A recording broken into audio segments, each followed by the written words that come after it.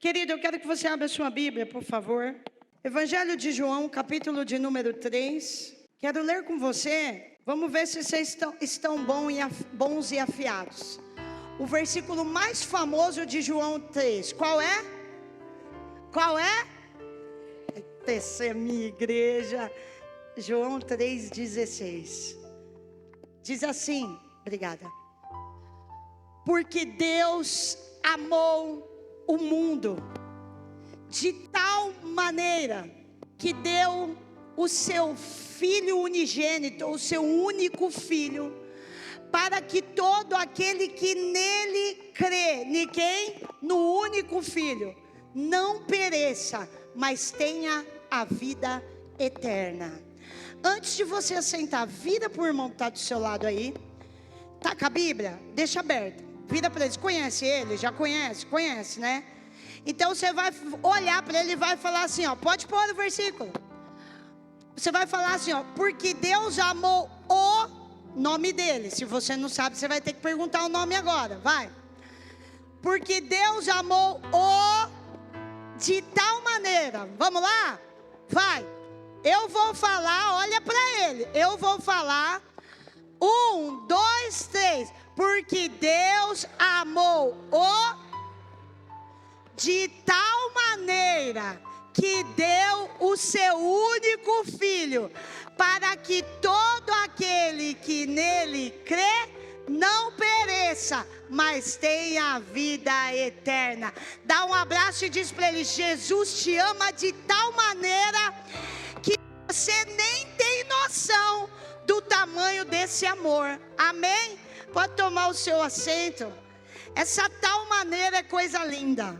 Eu quero falar nessa noite, noite de Santa Ceia. Por isso essa mesa, por isso você está vendo um pão, por isso você está vendo um cálice. Porque essa noite eu irei falar sobre ele, sobre o que e a quem essa mesa se refere, ao que e a quem a Santa Ceia faz menção. Muitos conhecem a história de Jesus, mas nessa noite eu quero falar sobre o Jesus da história, o homem mais incrível e extraordinário que já passou por essa terra. Não é o Jesus dos desenhos, não é o Jesus do simpático, da simpática série The Chosen, aquele rapaz simpático que colocaram. Não é sobre ele o Jesus dos filmes, da Paixão de Cristo, Jim Caviezel, que eu amo, um excelente ator que se converteu após o filme. Não é sobre eles que eu quero falar. O que eu quero falar é sobre o Jesus do plano perfeito. O Jesus do plano que João 3 narra no versículo que você leu comigo. Esse plano de um Deus que amou o mundo. E quando a gente fala mundo, parece que a gente está falando terra, né? Parece que a gente está falando essa condição. Mas o mundo, por isso que eu pedi para você citar o nome do seu irmão, se refere a pessoas. Porque Deus amou gente. Porque Deus amou pessoas. Porque Deus amou homens. Porque Deus amou mulheres de tal maneira que Ele elaborou um plano. Ele deu o homem de quem eu vou falar nessa noite, chamado Jesus, para que todo aquele que cresce nele, no Filho dele, não perecesse, mas tivesse vida eterna. Esse João 3,16 está contando a história que muitos só lembram na Páscoa, que muitos só lembram na época da Páscoa, que acabou de passar. Alguns só vão lembrar, Luizinho, daqui 300, 400 dias, né? Porque já passou 365. Mas nós lembramos todos os dias, como indivíduo e lembramos todos os meses como igreja, quando nós nos deparamos com a mesa da Santa Ceia. Porque a mesa da Santa Ceia, o dia da Santa Ceia, nos arremete ao plano perfeito. O plano em que Deus faz o Deus Filho se tornar homem e vir por amor se entregar nessa terra. E eu quero falar para você sobre ele, o homem que eu cresci ouvindo falar dele, que me apaixonei tão cedo por ele, pela sua história. Eu não sei se você sabe, mas ele, Jesus, o nosso Senhor, quando ele começa a pôr em prática o plano do Pai, quando ele nasce de uma virgem chamada Maria, o Deus entra dentro do homem, da mulher humana, e nasce humano. E ele, nesse período em que ele viveu na terra, 33 anos, ele andou nessa terra, e nos seus últimos 3, quando ele completa 30, que é a maioridade do judeu, diferente da nossa, que é 18 e 21, deles é 30, aos 30 anos ele desponta para o seu ministério, e dentro do seu ministério, ele nos faz 3 promessas, promessas que a Bíblia vai contar, promessas feitas, e 2 delas já cumpridas há milhares e milhares de anos atrás. A primeira, quando ele inicia o seu ministério, ele, o filho da Maria, o carpinteiro José, do carpinteiro José, que ajudava o pai na sua oficina, quando ele faz 30 anos, ele sai de casa, e ele decide anunciar que ele era o Filho de Deus, e para isso, ele escolhe 12 homens, e começa a propagar para que ele veio, e ele começa a dizer que veio buscar e salvar todo aquele que havia se perdido. E eu acho lindo que ele começa a pregar isso: eu vim buscar o perdido, eu vim trazer o homem de volta à comunhão com meu Pai. Só que aí ele escolhe 12 homens para começar a pregoar essa palavra, a palavra de que ele era o Filho de Deus. E quando eu olho quem são esses homens, que é aí que eu vejo o amor, porque ele escolhe 12 improváveis, como eu e você. Quando você vai estudar quem eram os 12, até então inicialmente discípulos, você vai ver que era gente que a gente não ia curtir muito. Primeiro, coletores de impostos, né? Gente que roubava e oprimia o povo. Segundo, homens ignorantes, que qualquer coisinha já pensava em briga, em bater, em sair na porrada. E tantos outros, que não dá para me discorrer por causa do tempo. Só que homens que ninguém dava nada para eles. Homens que, se de repente eu dissesse para você que ia entrar aqui e ser escolhido por Jesus e sentasse do teu lado, eu ia dizer: ó, esse homem que está sentado aí do teu lado é um escolhido de Jesus. Mas antes de chegar aqui, ele passou numa casa ali e roubou uma senhora. Ela devia 1.000, ele forçou ela a pagar 1.500 e ela não tinha.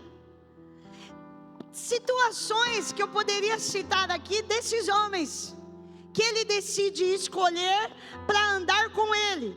Por quê? Porque Jesus já começa o seu ministério fazendo essas escolhas para mostrar para nós e para o povo da época que ele não veio para salvar os bons. Como ele mesmo disse, os sãos não necessitam de médicos, mas ele veio buscar e salvar todo o que havia se perdido. Ele começa a chamar homens que a sociedade não dava nada, discriminava, para andar com ele, para mostrar para essa mesma sociedade que o amor de Deus é muito maior do que o que o homem e a mulher pode pensar. E nessa noite tem um monte de gente escolhida aqui, que ninguém dava nada, mas ele olhou e deu tudo por nós, o seu sangue derramado na cruz. Onde estão esses que ninguém dava nada por você? Dá um glória a Deus aí. Você não valia nada, eu não valia nada, mas ele veio e nos escolheu do jeito que éramos. Talvez você era daqueles brigão, né? Igual Pedro, não podia ver uma briga, tinha o teu nome lá. Na escola conhecido como brigão, na escola conhecido aquele que não leva desaforo para casa, né? Talvez você era aquele que quando tinha uma oportunidade, passava a perna nos outros. O caixa tinha que te devolver 10, a moça esqueceu, confundiu, devolveu 50. Você, quietinho, suave na nave, ela não viu nada, era desses. Mas aí Jesus disse, então eu estou te vendo, estou vendo as suas falcatruas, estou vendo você passando a perna nos outros, mas meu pai te amou tanto, cabra, meu pai te amou tanto, que eu vou ter que pegar a sua vida e te transformar, porque por causa do meu sangue derramado, eu tenho o poder de te dar uma nova vida. Foi isso que Jesus fez, e foi para isso que Jesus veio. E talvez alguém diga para você que você não é amado, que você não merece a atenção. Esses dias eu estava na faculdade, né, e eu brinquei que a minha turma ali é o meu campo missionário, né? E Deus colocou um monte de gente tudo doida do meu lado. E eu estou amando cada um com um amor tão grande, né? Deus colocou uma moça que é homossexual, já está me chamando de mãe. Todo dia me dá um abraço, eu dou um abraço apaixonado nela, porque ela é muito especial para Deus, Ele ama ela. Colocou uma roqueira doidona. E a gente está numa... Eu só vejo doida. Aí a gente conversando esses dias, né? Eu falando para elas que eu estou orando muito por elas, e elas viram o TPM, 2 delas estão querendo vir. Aí a gente estava comentando de uma situação de discussão, uma situação difícil. Aí elas falam muito palavrão. Aí essa roqueirona doidona falou assim: ah, se sou eu já chego pi, pi, pi, pi, pi. Aí eu, então, se sou eu já chego, deixa eu orar por você, a situação está muito complicada. Aí ela, ai Eli, que vergonha de você, eu estou morrendo de vergonha, eu falei tanto palavrão, olha onde Deus, olha onde você veio parar. E eu falei, então, foi Deus que me colocou no meio de vocês. Aí ela, Eli, eu falei, deixa eu falar uma coisa, eu oro por vocês todos os dias. Ela, não fala isso que eu vou chorar. Eu falei, tanto palavrão aqui, você acha que Deus lembra de mim? Deus lembra de mim? Eu falei, tanto lembra que me pôs aqui para orar por você. A sua vida é preciosa para Deus. Ela, ai Eli, não fala assim que eu vou chorar. Eu falei, sim, a sua vida tem muita importância para Deus. Mas desse jeito doido meu, de falar palavrão, falei, Ele te ama do jeito que você é. E eu queria te convidar, você ouviu as meninas falar do TPM, vamos lá. Eu não sou digna, Eli, de entrar na sua igreja. Gente como eu não merece entrar na igreja. Eu falei, quem te disse isso? Aí a outra também, que é homossexual, falou, mas somos dignos de entrar na igreja. Eu falei, peraí, então vocês não conhecem aí que é Novo Tempo? Deixa eu apresentar a minha igreja para vocês. As portas são bem largas e vocês serão bem-vindas do jeito que vocês são. Vocês são amadas por Jesus e Ele veio para salvar vocês. Ele não está esperando pessoas perfeitas na igreja, até porque não tem, coitado, né? Ele ia ficar esperando até quando? Ninguém é perfeito. A igreja foi feita para os imperfeitos conhecerem o amor de um Deus perfeito, que é capaz de transformar a vida de cada um. Então aqui todos são bem-vindos. São bem-vindos o mendigo, é bem-vindo o homossexual, é bem-vindo a prostituta, é bem-vindo o assassino, é bem-vindo o drogado, porque aqui aqui nós falamos do amor de Jesus Cristo, que o Pai deu para que morresse em favor do pecador, porque só Jesus pode mudar a vida de um homem e de uma mulher. Não somos nós que determinamos quem Ele pode amar ou não, porque Deus amou Deus. No mundo tem uma aspas, no mundo tem um parênteses, há uma vírgula. Não, amou o mundo. Vira para o teu irmão e diga: Jesus te ama do jeito que você é. Estamos diante da mesa porque Ele derramou o sangue pela sua vida.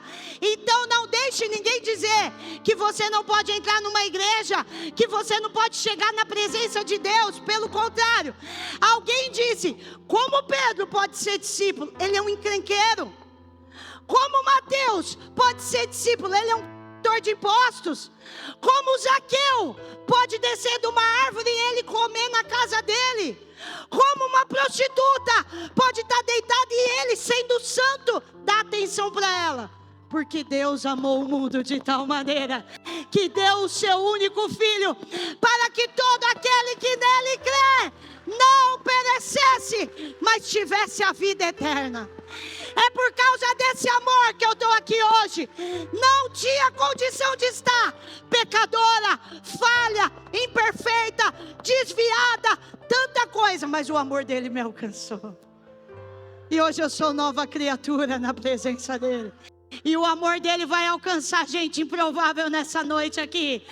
Você veio porque o amor dele queria te encontrar. Ele queria te encontrar para mudar a história da tua vida, como mudou a de Pedro, como mudou a de Mateus, como mudou a de Zaqueu e como mudou a da mulher adúltera. Então não deixe o teu pecado te impedir de conhecer tamanha graça. Ele fez uma promessa, e a promessa dele, a primeira foi essa: eu vim para mudar a história. Eu vim para mudar o caminho de quem está perdido, de quem está desgostoso com a sua vida, de quem está cansado, não importa quem fosse. Por isso Ele escolheu homens e mulheres assim, para começar a propagar o seu plano de salvação. Plano esse revelado 700 anos antes pelo profeta Isaías. Antes de Jesus nascer de Maria. Põe para mim, Aline, Isaías 53, por favor. Isso que vocês vão ler comigo, o profeta Isaías, antes de Jesus nascer, ele trouxe essa profecia. Quem deu crédito à nossa pregação? O Luizinho hoje citou. Cadê o Luizinho? Foi arrebatado, Luizinho? Ainda não, porque nós não fomos, então foi um arrebatamento individual. Vai depois, Luizinho, porque primeiro nós vamos terminar o culto cantando. Quem deu crédito à nossa pregação e a quem se manifestou o braço do Senhor, porque foi subindo como renovo perante Ele, e como raiz de uma terra seca, não tinha parecer nem formosura. E olhando nós para Ele, nenhuma beleza víamos, para que o desejássemos.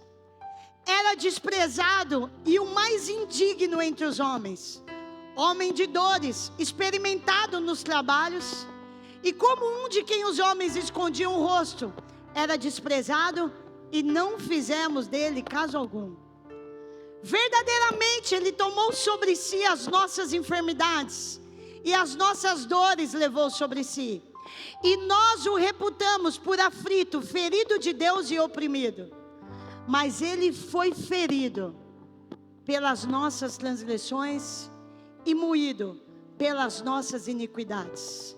O castigo que nos traz a paz estava sobre Ele, e pelas suas pisaduras fomos sarados.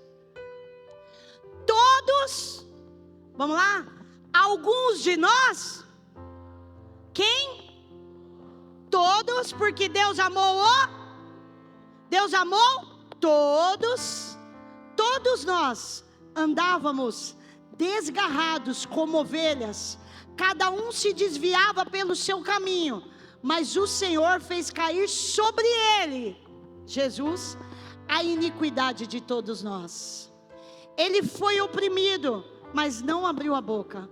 Como um cordeiro foi levado ao matadouro, e como a ovelha muda perante seus tosqueadores, ele não abriu a boca. Da opressão, não, é só aqui, até aqui. Aqui, Isaías tem uma visão do plano que ia ser executado 700 anos depois, quando ele nasceu, Jesus. Isaías descreve a morte na cruz, com riquezas, com requintes de detalhes, que Jesus ia morrer. E foi 3 anos ele falando sobre a primeira promessa. Marcos 8:31, ele informa, ele avisa, ele faz uma promessa de que ele ia morrer.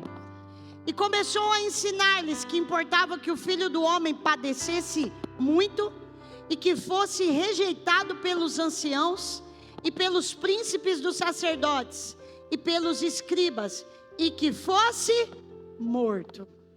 Jesus informa os 12, 3 anos depois de estar andando com eles, de que ele ia ser morto. Evangelho de João 10:11. Eu sou o bom pastor. O bom pastor dá a vida pelas suas ovelhas. Filipenses 2:8. E, achado na forma de homem, humilhou-se a si mesmo, sendo obediente até a morte, e morte de cruz. Primeira promessa, ele disse que ia morrer, e isso se cumpre. Jesus morre. Ele faz, no versículo seguinte, por favor, Lucas 24:46, a segunda promessa. E disse-lhes: assim está escrito, e assim convinha que o Cristo padecesse, morresse, mas ao terceiro dia ressuscitasse dos mortos. Evangelho de Lucas 18:33. E havendo açoitado, o matarão, e ao terceiro dia ressuscitará. Promessa, ele prometeu. Mateus 26:32. Mas depois de, ele falando, mas depois de eu ressuscitar, irei adiante de vós para Galiléia. Diz que ia morrer, morreu. Diz que ia ressuscitar, ressuscitou. É por isso que nós evangélicos não andamos com ele na cruz, aqui no crucifixo, porque a gente não crê. Ele passou pela cruz, ele derramou sangue, a sua carne foi moída, ele morreu numa morte terrível que Isaías profetizou, mas 3 dias depois, conforme ele prometeu, a morte não pôde mais detê-lo. Ao terceiro dia, ele ressuscitou dentre os mortos, e hoje ele está vivo. E a boa notícia, ele está aqui. Ele está aqui. Ainda que você não o veja, ele está aqui. Ele prometeu que ia morrer, morreu. Ele prometeu que ia ressuscitar, ressuscitou, está vivo. Ele está tão vivo que hoje eu já falei com ele. Quem já falou também, dá um glória a Deus aí.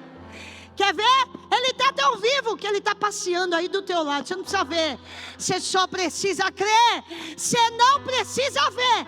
Tanto que quando Tomé não acreditou que ele ressuscitou, ele chamou Tomé quando ele apareceu, falou: vem cá menino. Acorda para a vida, vem cá. Olha aqui, vede as minhas mãos, vede os meus pés. Eu sou o mesmo. Aí sabe de quem que ele fala?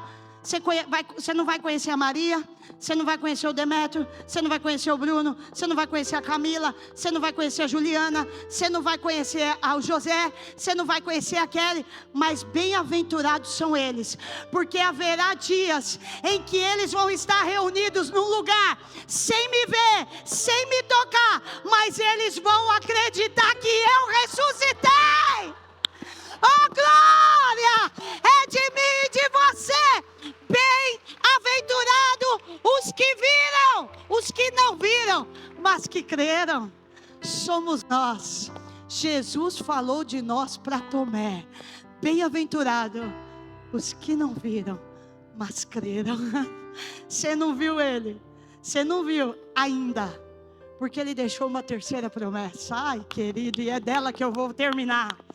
Ele disse que ia morrer, morreu. Ele disse que ia ressuscitar, ressuscitou. Aí ele faz uma terceira.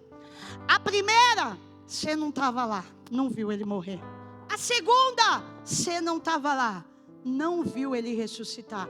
Que dois acontecimentos tremendos do cristianismo, que católicos, evangélicos, todos creem.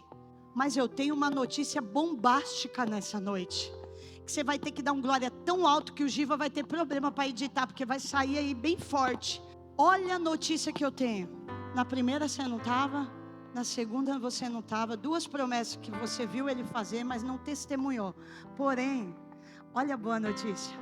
Na terceira, quando se cumprir, você vai estar.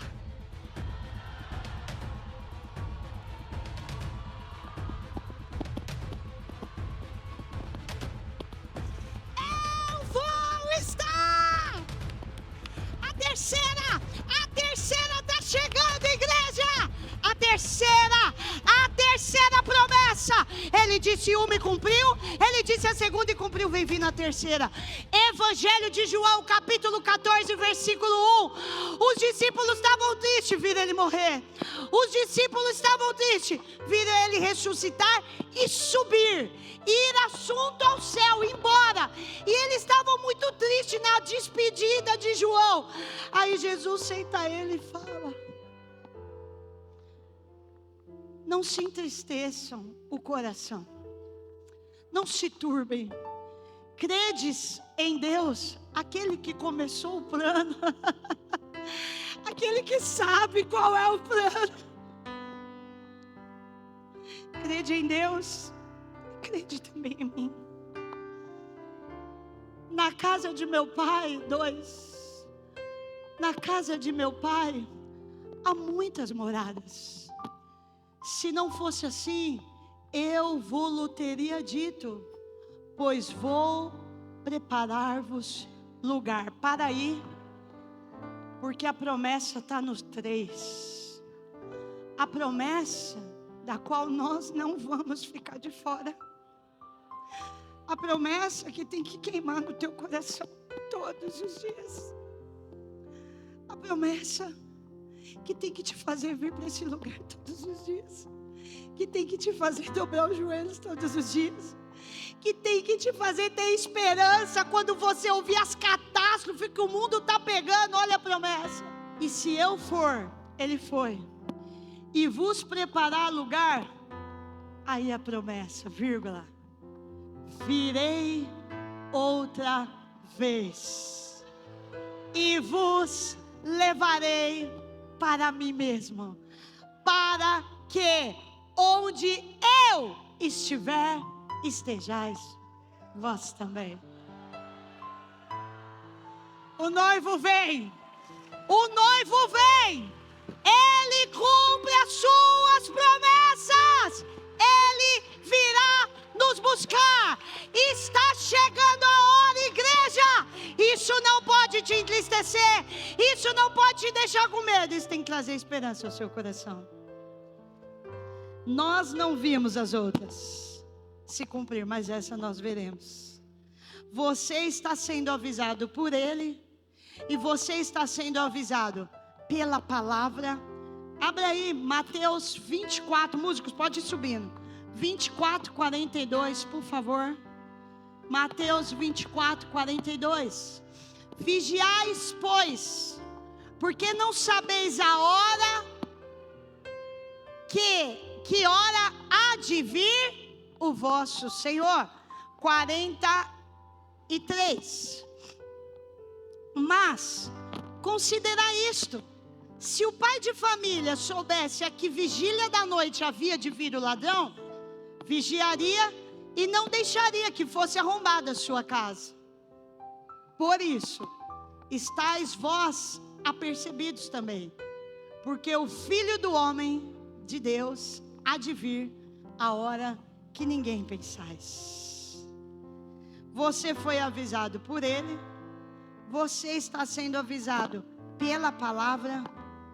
Esse capítulo, eu não vou poder me deter, de Mateus 24, eu te convido a ler na sua casa. Ele vai narrar episódios que você vai dizer: nossa, qualquer semelhança será mera coincidência. Não, qualquer semelhança é profecia do Senhor. Se você ler Mateus 24, você vai ver que ele nos dá um spoiler, como diz os jovens, de algumas coisas que aconteceriam, que diria para nós que a promessa está prestes a se cumprir. Só vou falar de duas guerras. Ainda estamos vendo Israel, aquela guerra toda, rumores de uma terceira guerra, porque alguns países querem comprar, vira e mexe vem isso, a dor do outro, a briga do outro, e uma tão dolorida, que o nosso país está enxergando um enorme sinal, que o Brasil está enxergando, que o povo sensível não ficou preocupado com Madonna, não ficou pensando em Madonna, colocou os olhos naquilo que está acontecendo no Rio Grande do Sul. Sinais, catástrofes naturais que iam acontecer, muitas delas já acontecendo, vulcões aí em erupção que não eram para vir agora. Gente, quem viu Dubai chovendo, gente, alagado, deserto chovendo, gente. Dubai é uma cidade construída no deserto. Se eu for ficar citando fenômenos naturais aqui, querido, então não vou nem citar. Só entra na internet, dá uma pesquisada no Rio Grande do Sul, nossos amigos, dá uma olhadinha no que está acontecendo lá e abre a Bíblia em Mateus 24 e alegre o teu coração, porque a terceira promessa está prestes a se cumprir. Pastor, agora você me deixou com medo. Como que faz? Eu não quero ficar aqui. Se a coisa já está feia. Deixa eu te contar um versículo bíblico. A Bíblia conta que muita coisa não aconteceu pior. Você precisa acreditar na palavra. Nesse mundo, porque a igreja do Senhor está aqui. É a igreja, é o povo de Deus. Não é a igreja parede como não é mundo. É a igreja gente. Está aqui. E a Bíblia diz que quando a igreja, o povo do Senhor, os salvos, for levado, a coisa vai ficar feia aqui. Eu preguei recentemente, eu não sei, o que é o período pós-tribulação. Depois que a igreja ser arrebatada. A coisa é sério que vai acontecer aqui. Então, querido, o que eu vim falar essa noite para você é do plano da salvação. A parte boa é que essa terceira promessa vai se cumprir. Jesus vai vir buscar aqueles lá de 3,16 que Ele amou e que creu no seu Filho Jesus Cristo. Todo aquele que nele crê, Jesus disse em João 14, terá direito a essa casa, essa mansão celestial, chamada céu, que a gente fala e o povo pensa que é a história da nossa cabeça, mas a gente crê na Bíblia, e Apocalipse conta sobre o céu, e fala que é o lugar que os salvos estão sendo esperados. Por isso que eu disse essa semana, irmãos, é tanta catástrofe, é tanta dor, é tanto sofrimento. Ontem eu estava, me deu um enjoo de ver um vídeo que vocês devem ter visto, de um pai que foi pego na cama, abusando de uma menina de 8 aninhos, e até agora eu não sei se ela é mulher, se ela é madrasta, cada noticiário fala, ela fragou, ela pegou no fraga, ele é pai biológico, ele estava nu, com uma menina de 8 anos na cama, ela nua, e a moça fala, é para te chocar mesmo, desce daí filha, a criancinha desce nua, com a calcinha na mão, E ela vira para ele: você não pode fazer isso. Joga na internet. E ele começa a brigar com ela, tentar ir para cima dela, que ela está filmando. Ele ameaça ela. Nossas crianças estão sendo destruídas. A inocência delas. É tanta violência. É tanta maldade. É tanta dor. Hoje eu ouvi um áudio, você ouviu também?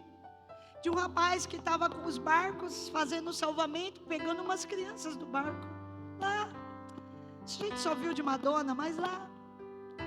E uma criancinha gritou: tio, pega aquela boneca para mim, tio, pega a boneca, ouve o áudio. Aí ele parou o barco e foi pegar. Quando ele pegou, era um bebê flutuando na tragédia do Rio Grande do Sul. É muita dor. Então, não vai demorar. Jesus está cansado de tanta coisa ruim. E só não vai piorar porque a gente está aqui ainda. Mas Ele vai cumprir a terceira promessa.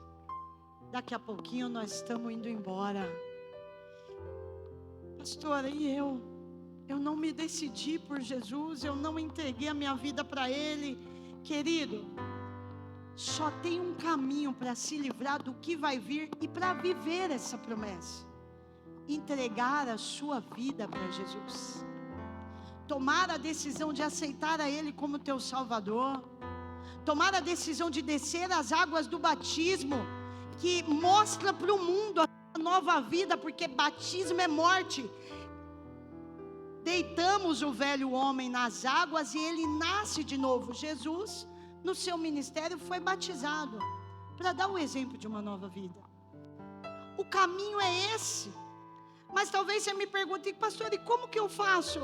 Eu tenho que parar de beber, eu tenho que parar de fumar, eu tenho que parar das baladas. Pastor, eu cheguei aqui hoje, caí de gaiato, estou ouvindo essa mensagem, me impactou.